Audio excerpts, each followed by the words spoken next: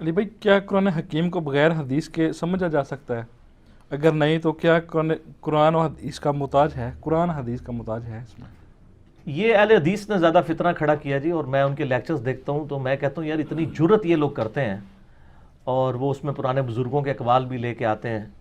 وہ کہتے ہیں جی اگر کوئی شخص یہ کہے نا کہ قرآن حدیث کا محتاج ہے تو وہ تو صحیح سنی ہے، اور جو کہنا کہ حدیث قرآن کی محتاج ہے تو وہ گمراہ ہے۔ اور اس میں وہ حدیث کو نبی الاسلام کے ایکویلنٹ لے آتے ہیں، چونکہ وہ کہہ رہے ہیں نبی الاسلام کو آپ قرآن سے کمپیئر کریں۔ حدیث نبی الاسلام کا ایکویلنٹ نہیں ہے۔ حدیث ظاہر ایک علمی کوشش ہے، ہم تک پہنچی ہے، اس میں ضعیف روایتیں بھی پہنچی ہیں، صحیح بھی پہنچی ہیں، تواتر والی بہت تھوڑی ہیں، اس میں آپ اختلاف رائے کر سکتے ہیں۔ یہ اس طرح نہیں ہے۔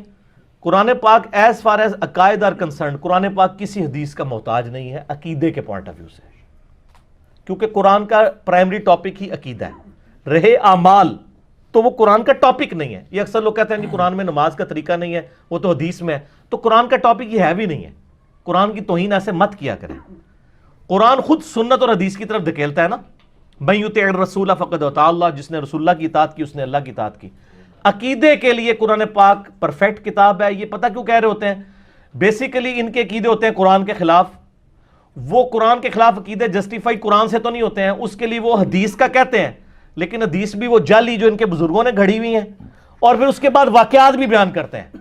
ہم ان کو کہہ رہے ہوتے ہیں قرآن میں لکھا ہے ایاک نعبد و ایاک نستعین، اے اللہ تیری عبادت کرتے ہیں، تجھی سے مدد مانگتے ہیں دعا کے لیے۔ ایک تو ظاہری اسباب ہے، وہ تو آپ کسی سے لے سکتے ہیں۔ تو اس کے جواب میں نہ ان کے پاس کوئی آیت ہوتی ہے نہ کوئی حدیث ہوتی ہے، انہوں نے جواب میں شعر پڑھنا ہوتا ہے، سن فریاد پیرا دیا پیرا، میری فریاد سنی کن دھر کے ہو، بیڑا میرا وچ کپڑا دے جتھے مچ بھی نہ بہندے ڈردے ہو۔ تو وہ آپ کو قرآن ورسز کلام باہو لے آتے ہیں۔ اب کس کی جرت ہے وہ کہ جی وہ کلام باہو غلط ہے؟ وہ سارے میری جتنی جرت تو نہیں رکھتے نا کہ بھئی وہ غلط ہے یا صحیح ہے، ہمیں سے تو غرض ہی نہیں ہے۔ ہمیں تو قیامت دن یہ تو نہیں پوچھا جانا کہ کلام باہو پہ عمل کیا یا نہیں کیا، ہمیں تو اس کتاب کے بارے میں پوچھا جانا ہے نا۔ ہم تو اس کتاب کے پابند ہیں۔ اگر کسی نے شعر لکھا صحیح تھا غلط تھا وہ خود جواب دے ہوگا، پتہ نہیں اس نے لکھا بھی ہے کہ نہیں لکھا، بعد والے لوگوں نے تعریف کی، ہمیں تو نہیں پتا۔ ہم تو کتاب و سنت کے پابند ہیں۔ اسی لیے نبی علیہ السلام نے حجۃ الوداع کے موقع پر کسی بابے کے حوالے نہیں کیا، حالانکہ اس وقت جو بابے تھے وہ اس قابل تھے کہ ان کے حوالے کیا جاتا۔ آپ کہہ سکتے تھے ابو بکر عمر عثمان و علی کو پکڑ لینا۔ حجۃ الوداع پہ آپ نے کیا فرمایا؟ اپنے پاس دو چیزیں چھوڑ کے جا رہا ہوں۔ المستدرک الحاکم میں انٹرنیشنل نمبر کے مطابق 318 نمبر حدیث ہے، اپنے بات تم میں دو چیزیں ایسی چھوڑ کے جا رہا ہوں جن کو پکڑ لوگے کبھی گمراہ نہیں ہوگے۔ ایک اللہ کی کتاب ہے، دوسری اس کے نبی کی سنت صلی اللہ علیہ وآلہ وسلم۔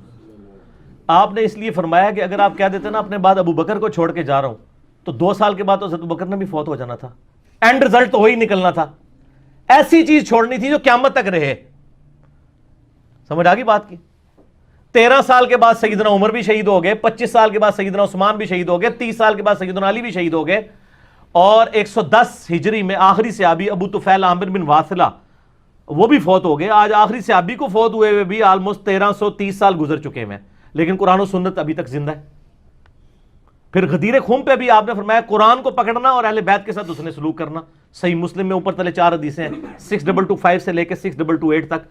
اس میں الفاظ ہیں کہ قرآن اللہ کی کتاب ہے، اس میں ہدایت ہے، اس میں نور ہے، اس سے اپنا تعلق مضبوط کرو، جو اسے پکڑے گا ہدایت پہ ہوگا، جو چھوڑ دے گا گمراہ ہوگا۔ اور دوسری بھاری چیز میرے اہل بیت ہے، ان کے معاملے میں تمہیں اللہ کا خوف دلاتا ہوں، لیکن عقیدہ قرآن سے اپنانا ہے۔ تو نبی علیہ السلام نے بابوں کے حوالے نہیں کیا سر، کتابوں کے حوالے کیا ہے۔ یہ بھی میرا ایک کلپ ہے، بابوں اور کتابوں میں فرق۔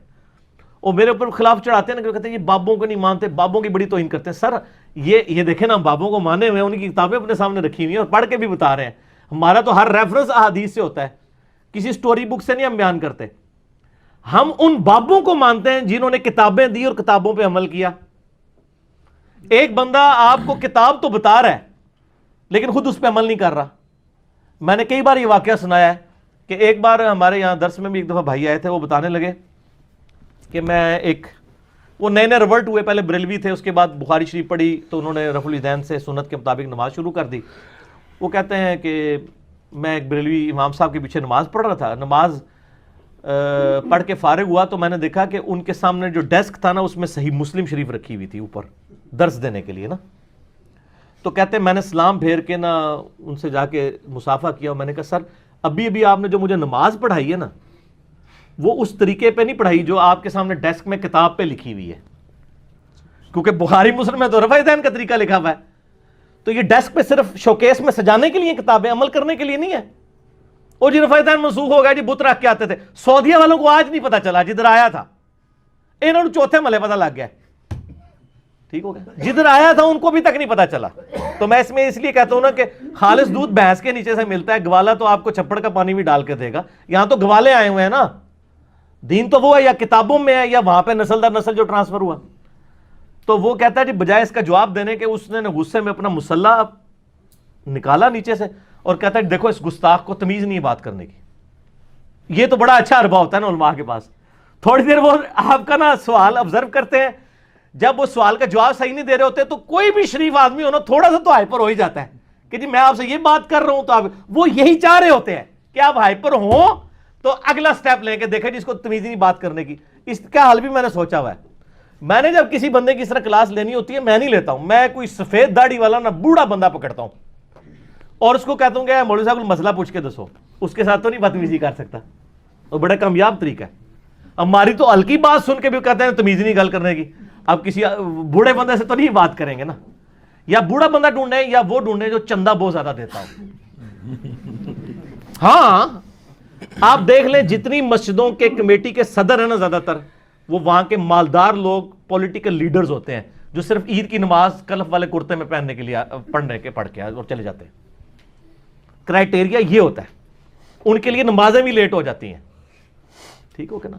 ان کے لیے پھر یہ کہا جاتا ہے ہاں یہ بھی ثابت ہے، یہ بھی ثابت ہے. سر میں اس لیے آپ کو کہتا ہوں نا کہ آپ بخاری مسلم سے رفع الیدین ثابت نہیں کر سکتے نا، وہ 2 منٹ میں آپ ثابت کر سکتے ہیں. آپ ایسے کسی امام مسجد کو کہ جو رفع الیدین سے نماز نہ پڑھتا ہو، 10,000 روپیہ پاکستان میں تنخواہ لے کے بیچارہ ذلیل ہو رہا ہو، اس کے کان میں جا کے کہیں یار سعودیہ سے ایک ویزا ہے تو تنخواہ جڑی پاکستانی 1.5 لاکھ روپے ہے، لیکن تو پتہ سعودیہ والے طرف دین کر دینے کیونکہ گمراہ ہے نا، ان کو تو پتہ ہی نہیں منسوخ ہو چکا ہے.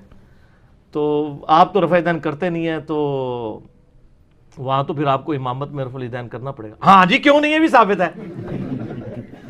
جو بخاری مسلم کی درجنوں حدیثیں نہیں ثابت کر سکتی نا، 1.5 لاکھ وہ آپ کو ایک سعودیہ کا ویزا ثابت کر سکتا ہے. اس سے پتہ چل گیا کہ یہ ثبوت کا تعلق صرف فائنینشیل بینیفٹس کے ساتھ ہوتا ہے. ٹھیک ہو گیا.